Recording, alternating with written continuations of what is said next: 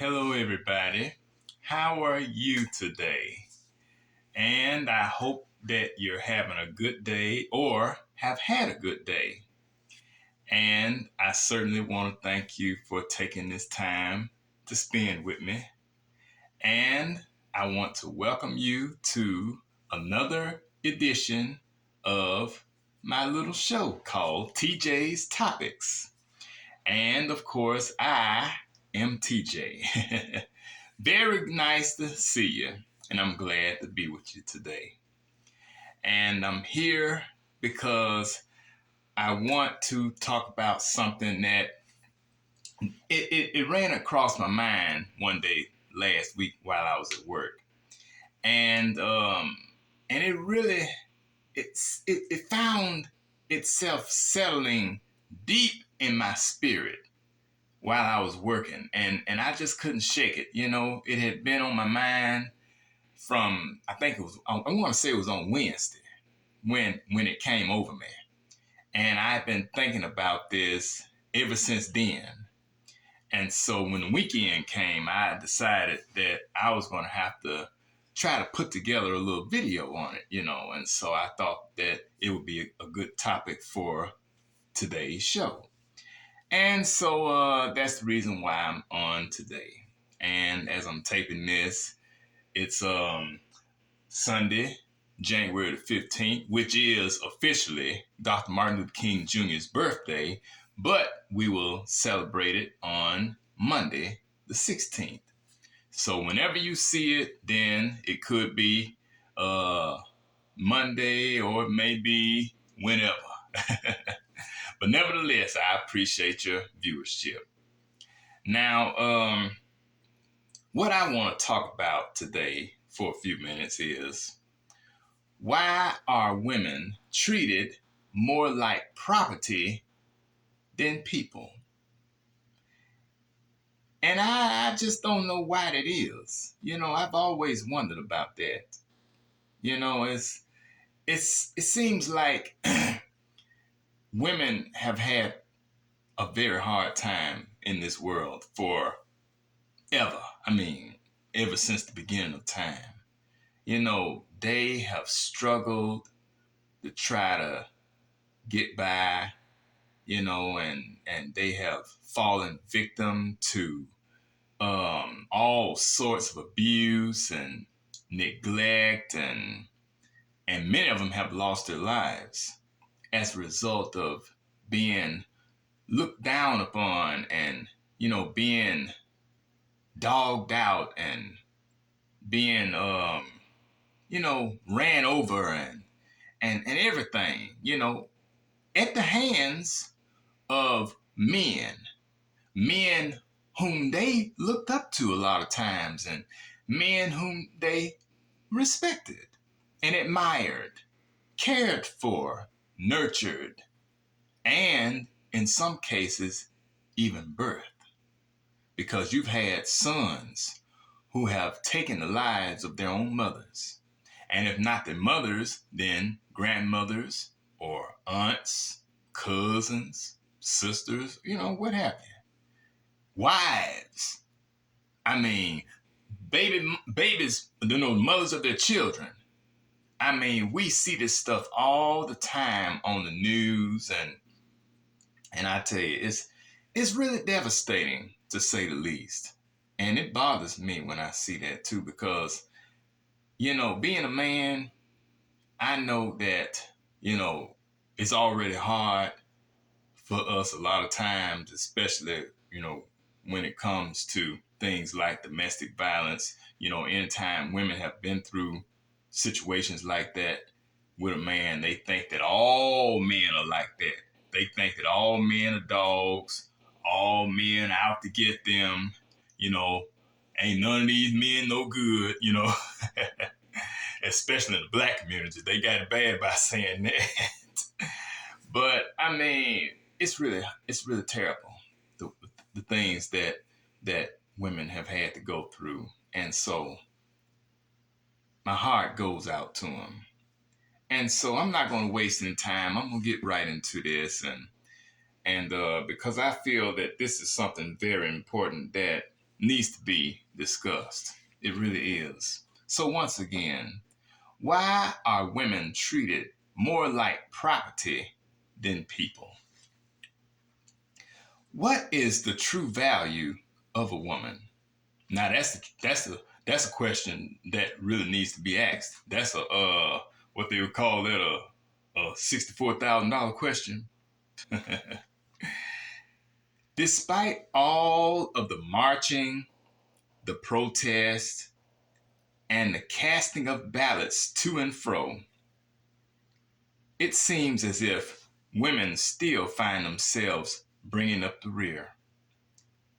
In pretty much every aspect of this world, from religion to politics, and from education to athletics, females are practically at the bottom of the barrel every single time.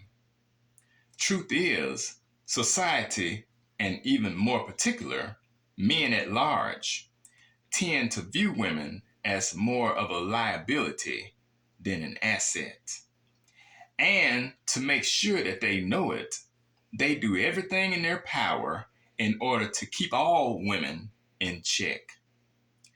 For the most part, men have been taught that they are in charge and that no one who is missing a certain body part, namely a penis, is deserving of respect or honor.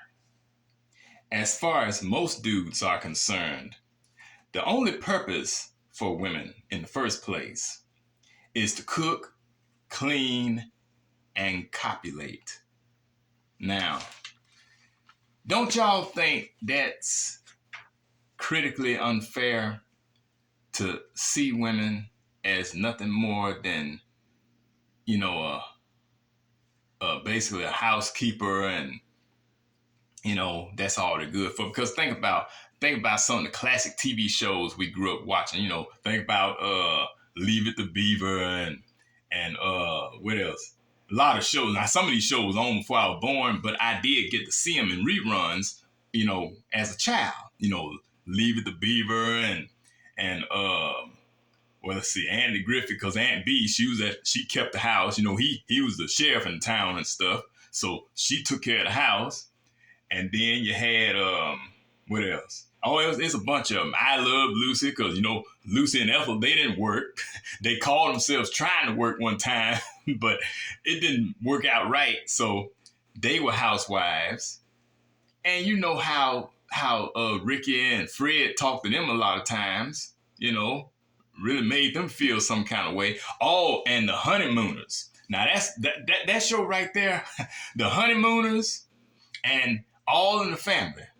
Those were two shows that whenever I watched them as a child and I saw how Archie Bunker talked to Edith and then saw how the guy on the Honeymooners talked to his wife, I tell you, it was a mess.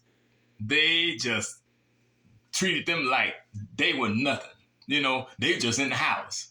Well, just like we've seen all of this on television and in movies and things like that, so it is in real life. So many times, men talk to their wives as if, they don't matter. They talk to them like they're a child under them. They treat them more like a daughter than a wife or an equal partner. Even if they're not married in the sense of signing on the dotted line, if they're just in a committed relationship, whatever, boyfriend, girlfriend, whatever, still they owe that much respect to their partners, but oftentimes that's not the case because, most men feel like in order for them to be men, they got to usurp authority over their women, and they do so by beating them up, and they knock them all upside the head. They sometimes especially if they get into a serious fight out in the street, and they're in cars and stuff, they try to run over them with the car, and sometimes they do this kind of stuff in the presence of their own children, or if not their children, other kids in the neighborhood or other neighbors and stuff.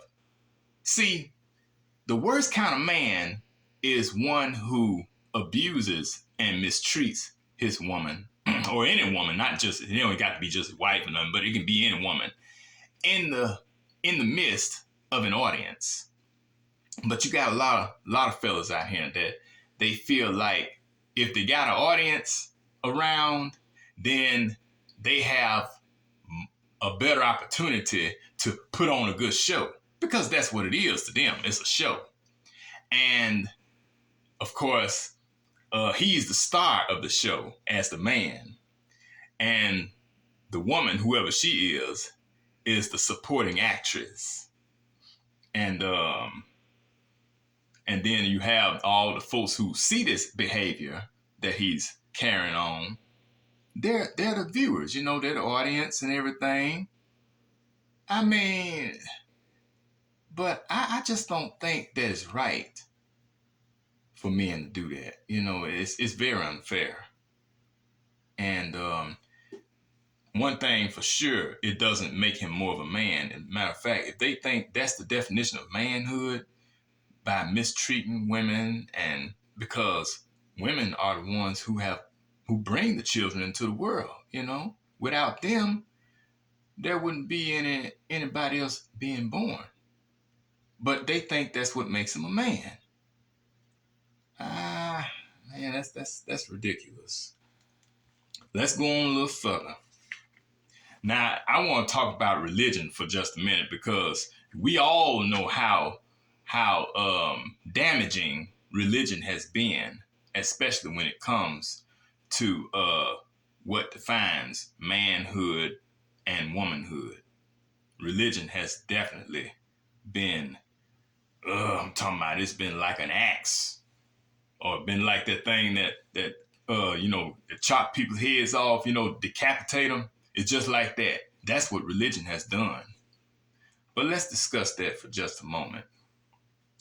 Religion has been the biggest downfall of mankind, and for hundreds, if not thousands of years, it has wreaked havoc on marriages, families, communities, countries, and the entire world at large.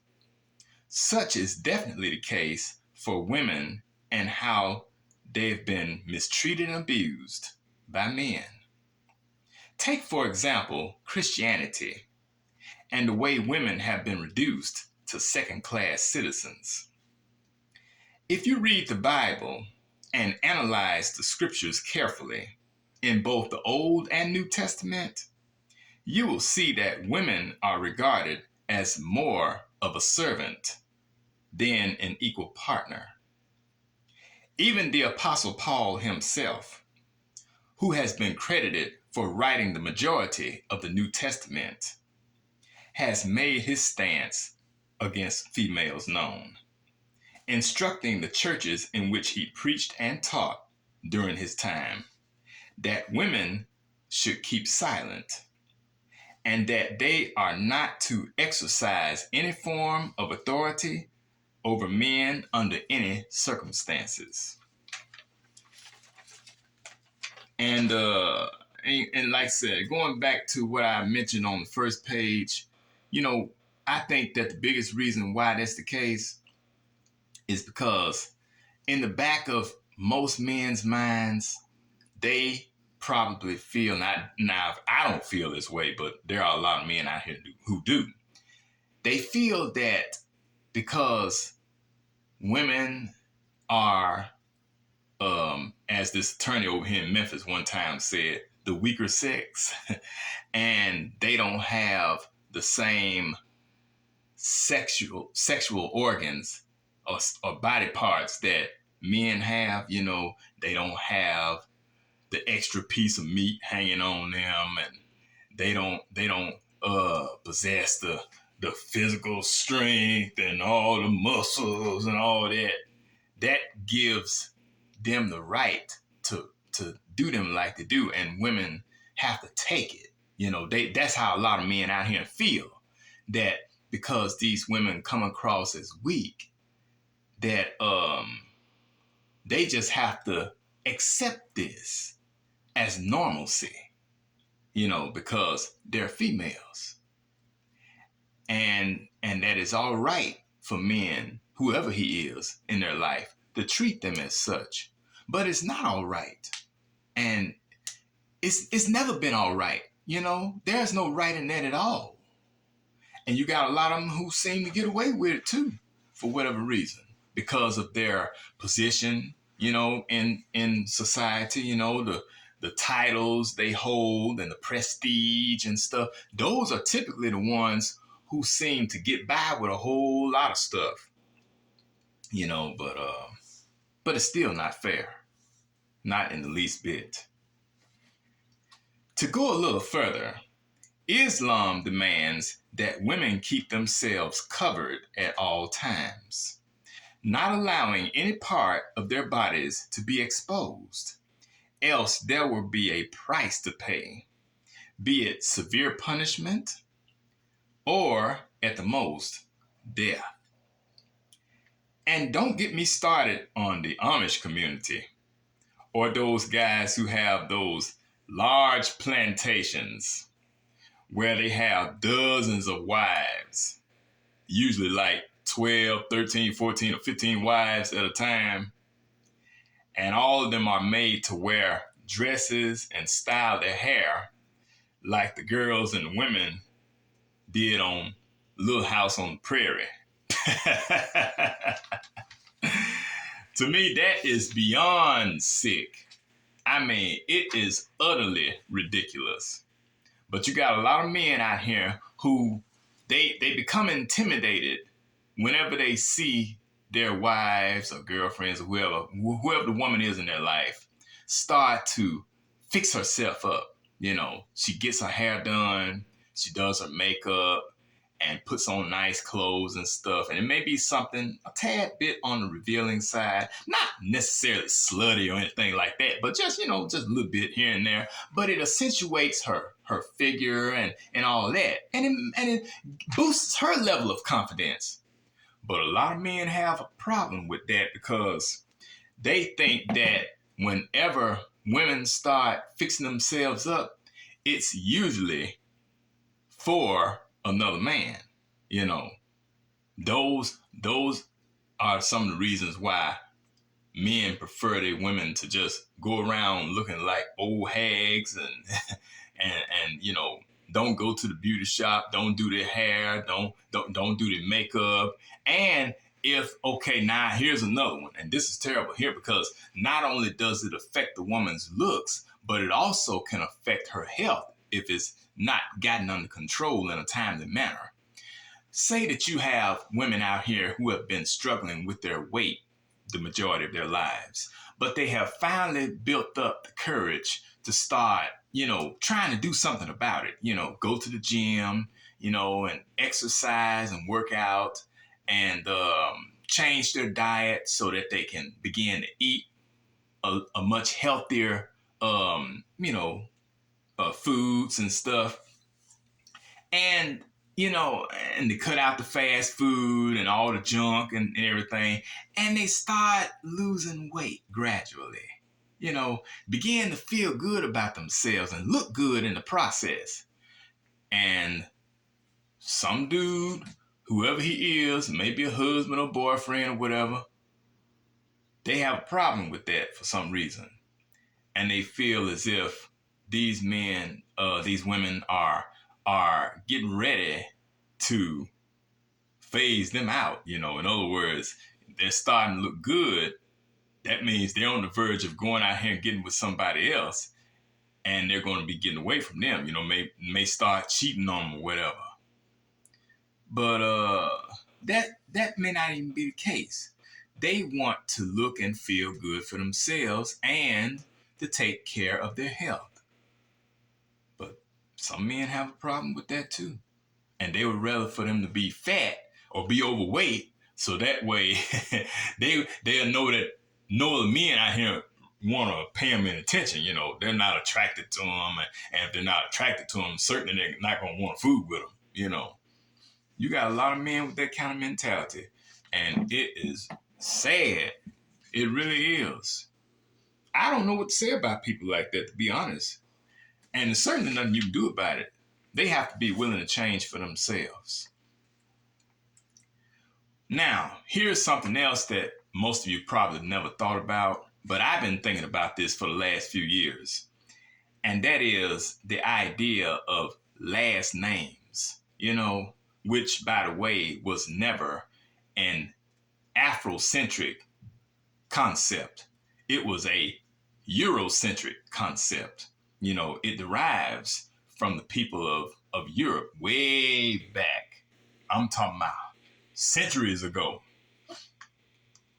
Why the concept of becoming Mrs. So-and-so denotes ownership. As far back as the Dark Ages, between 500 and 1000 AD and before, wives converting to their husband's last name was highly uncommon. However, as societies began to grow and as Europe became more populated, thereby increasing in the number of couples and families living there, it became necessary for them to develop ways of identifying the various families throughout European areas.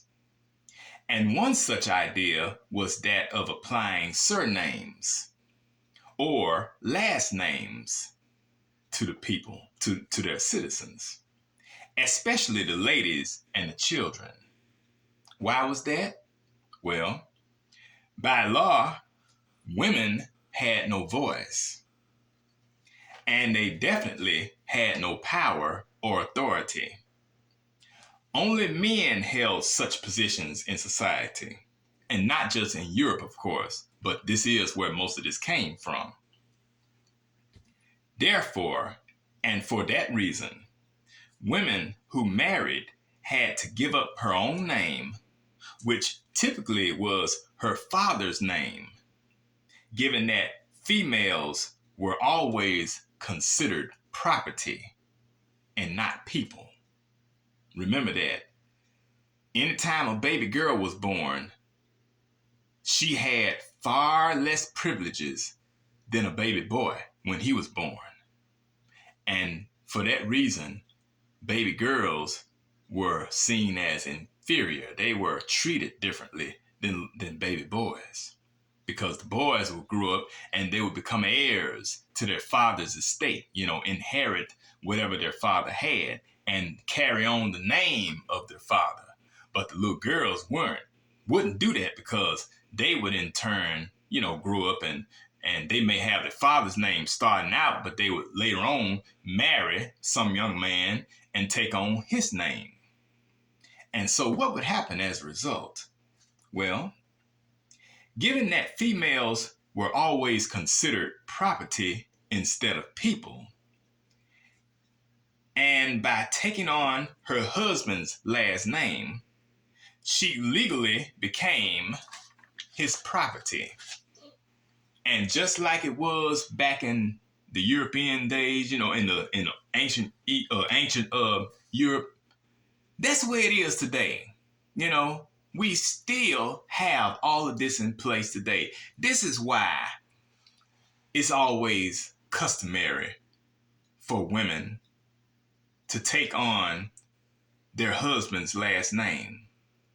Because, and going back to the teachings of the Bible, in the Old Testament, if a young man wanted to marry another man's daughter, he had to, and especially if she was a virgin, if she had never been with any man at all, he had to pay a hefty price in order for the father to release his daughter into his custody. Basically, what happened is the father was turning over his property over to another man, thereby making that his property.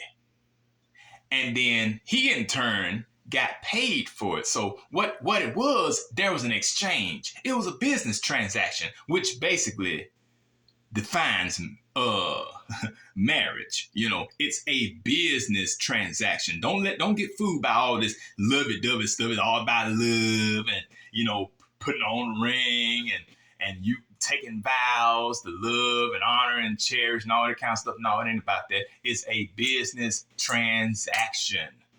The truth be told. Anytime you sign your name on that paper, which is the marriage license, and anytime you stand before that judge or that preacher and you say, I do, you have entered into a contract. And contracts can be broken at any time. We see this all the time. Well, that's how it was in the Bible.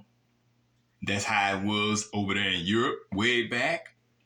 And that is how it is today. This is the reason why women are treated far worse in society than they deserve. And they don't deserve it at all, period. They really don't. But because most men out here, and remember now, the laws are made by men. Most of the time, women are not even involved in the making of laws. It's men who write these laws, and they write the laws for the benefit of other men. They're writing them to benefit themselves. It's not about the women, just like when they, the Roe versus Wade issue last year, when they outlawed abortion in this country. Who decided on whether or not women had a right to do whatever they felt was necessary for their own bodies? It was the men who decided that. But keep in mind that the men don't get pregnant. They don't have the babies. The women do. But it's always the men who has the last word.